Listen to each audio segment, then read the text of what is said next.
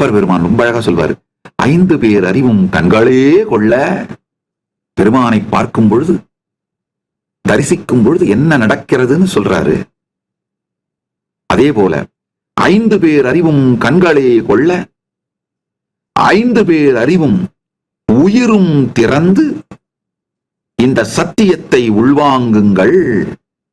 பரமசத்தியம், நீங்கள் கேட்க வேண்டிய முதல் சத்தியம்.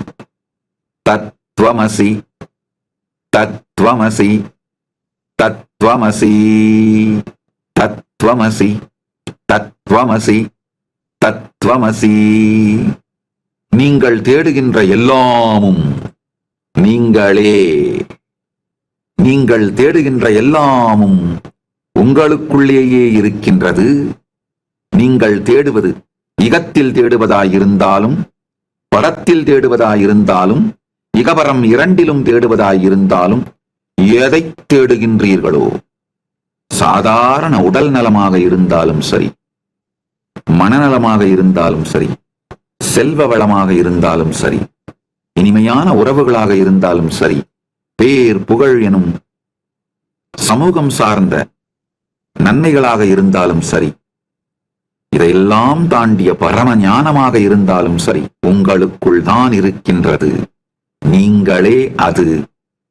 நீங்கள் செய்ய வேண்டியது உணர்ந்து வெளிப்படுத்தல், உணர்ந்து வாழ்தல்.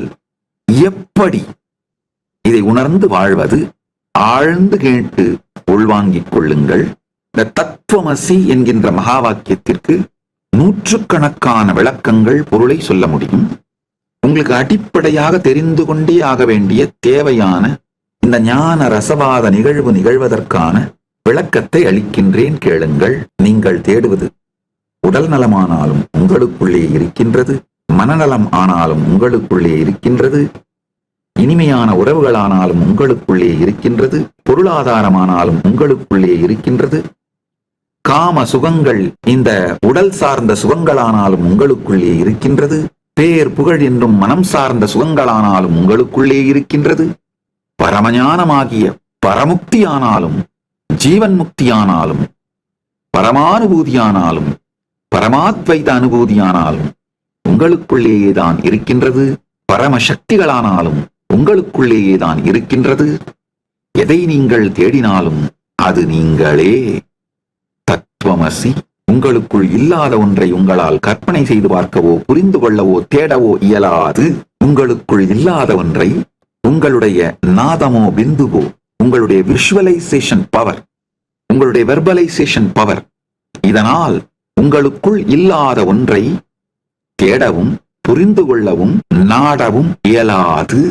நீங்கள் நாடுகின்ற தேடுகின்ற எதுவானாலும் உங்களுக்குள் தான் இருக்கின்றது. தத்துவமசி, தத்துவமசி, தத்துவமசி. இப்போ உங்களுக்கு வர வேண்டிய அடுத்த புரிதல்களை கேளுங்கள். நீங்க நினைக்கிற மாதிரி நீங்கள் ஒரு நபர் அல்ல. நல்லா புரிஞ்சுக்கோங்க. கனவிலே காணுகின்ற நீங்கள், கனவுல உங்களை நீங்க அப்படியே ஒரு கனவுல நீங்க உங்களை எப்படி பர்சீவ் பண்றீங்க, எப்படி எக்ஸ்பீரியன்ஸ் பண்றீங்க அப்படின்னு நினைச்சு பாருங்க. காணல் நீர் மாதிரி தான்.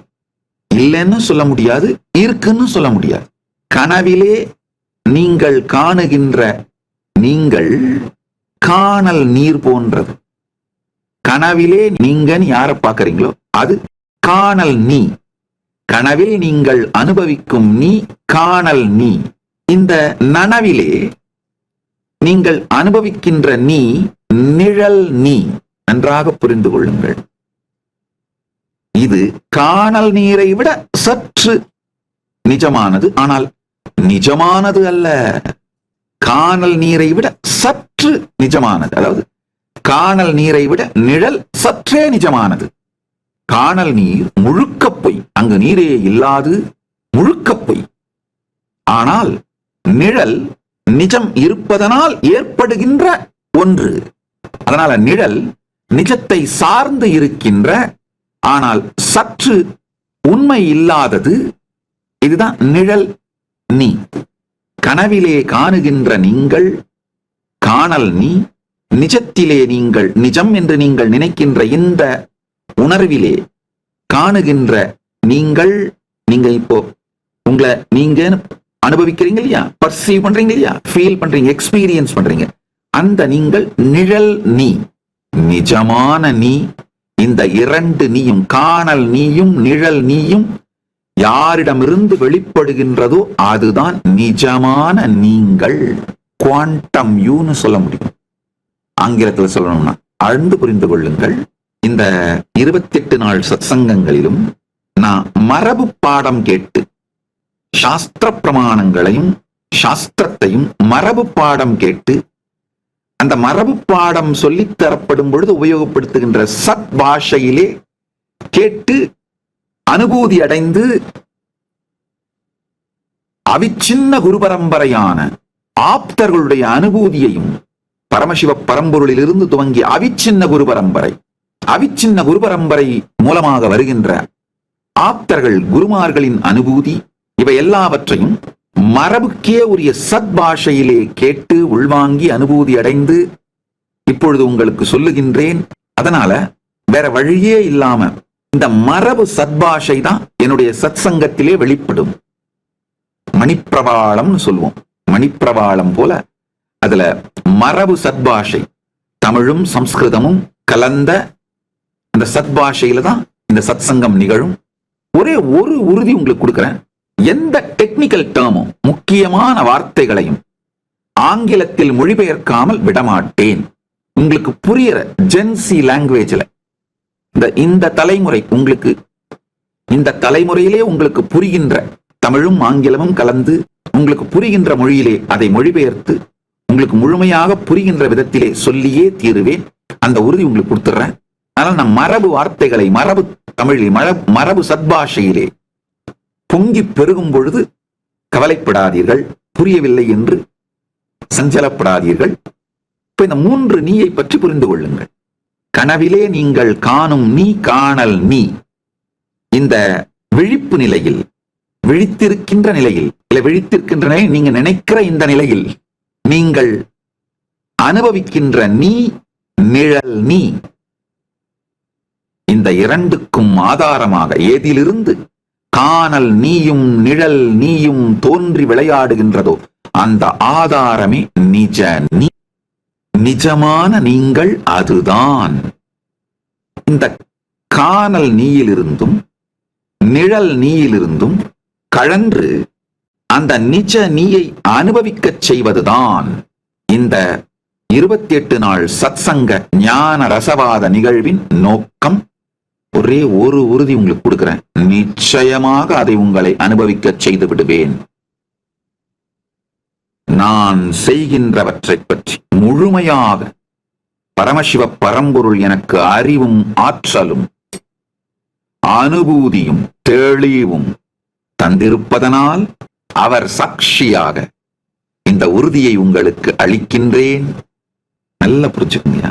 ஒரு சமூக பிரச்சனை, அரசியல் பிரச்சனை அப்படின்னாலாம் எனக்கு அதை பத்திலாம் முழுசா தெரியாம இருக்கிறதுக்கு நிறைய வாய்ப்பு இருக்கு. ஏன்னா என்னுடைய நேரம், சக்தி, உணர்வு, அறிவு இதையெல்லாம் அந்த டைரக்ஷனை நோக்கி நான் திருப்பல. ஆனால் பரமானுபூதியை, பரமாத்வைத அனுபூதியை, பரமஞானத்தை நான் அடைந்திருக்கின்றேன். உங்கள் எல்லோருக்கும் அதை அளிப்பதற்கான, அதற்கு தேவையான சகல ஞானம், சக்தி, அனுபூதி, அனுபவம் சகலமும் எனக்கு இருக்கின்றது. அதுல நீங்க சந்தேகமே பட வேண்டாம். இது தற்பெருமை அல்ல, அறிமுகம். இப்பொழுது நான் சொல்லுகின்ற வார்த்தைகள் தற்பெருமை அல்ல, அறிமுகம். காரணம் என்னன்னா, இந்த 28 நாட்கள் தினந்தோறும் ஆல்மோஸ்ட் 2 to 3 மணி நேரம் உங்கள் நேரத்தை நான் கேட்கிறேன்.